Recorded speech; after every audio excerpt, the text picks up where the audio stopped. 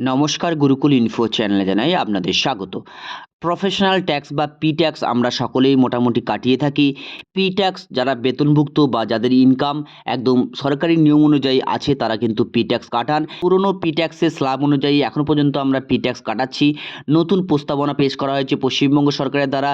সেখানে কি বলা হয়েছে, কবে থেকে কার্যকর হবে, পি ট্যাক্সের যে স্ল্যাব পরিবর্তনের প্রস্তাবনা সেই প্রস্তাবনা কি সংশোধনযোগ্য, এবং এছাড়া এই প্রস্তাবনাতে অর্থাৎ এই পি ট্যাক্স কার্যকর হলে কারা কারা উপকৃত হবেন, পুরনো এবং নতুন স্ল্যাবের কি পার্থক্য, সম্পূর্ণ তথ্য আপনাদের সামনে এই ভিডিওর মাধ্যমে শেয়ার করব। ভিডিওটি শুরু করার আগে চ্যানেল যারা নতুন তাদের বিশেষ অনুরোধ, চ্যানেলটি সাবস্ক্রাইব করে পাশে থাকবেন, পাশে থাকা বেল বাটনটি অবশ্যই প্রেস করে দেবেন।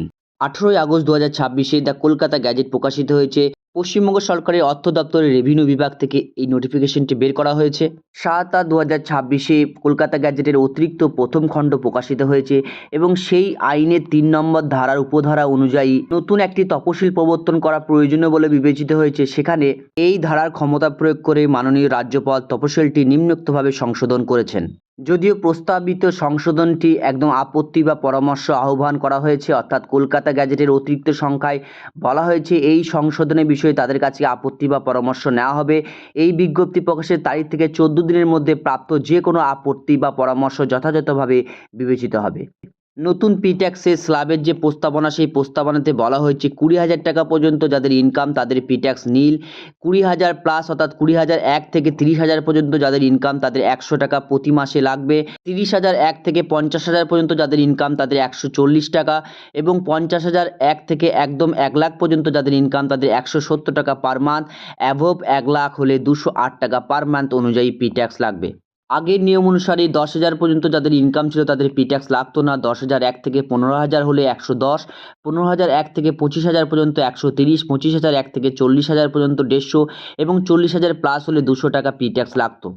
পাশাপাশি এমপ্লয়ি ছাড়া অন্যান্য ব্যক্তিবর্গ যাদের ইনকাম আছে তাদেরও কিন্তু স্ল্যাব এখানে দেওয়া হয়েছে এবং সম্পূর্ণ এই স্ল্যাবগুলো কার্যকর হবে 1/10/2026 থেকে।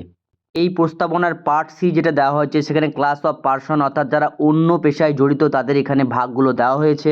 তফসিলের পার্ট এর 1 নম্বর, পার্ট বি সম্পূর্ণ এবং পার্ট সি এর সম্পূর্ণ প্রস্তাবনাটা কার্যকর হবে 1 অক্টোবর 2026 থেকে, এবং তফসিলের পার্ট এর 2 নম্বর এবং 3 নম্বর কার্যকর হবে 2027 সালের 1 এপ্রিল থেকে। এই যে পি ট্যাক্সের প্রস্তাবনা দেওয়া হয়েছে সেই অনুযায়ী এখন যারা বেতন পাচ্ছেন তাদের পি ট্যাক্সের অনেকটা কমবে বলে মনে হয়। তবে অক্টোবর থেকে যদি ডিএ বাড়ে, তাছাড়া নতুন বেতন কমিশন কার্যকর হলে পি ট্যাক্স কার কেমন লাগবে সেটা আগামীতে দেখা যাবে। ভিডিওতে এইটুকু তথ্য আপনাদের সামনে শেয়ার করলাম। সকলে ভালো থাকুন, সুস্থ থাকুন, ধন্যবাদ।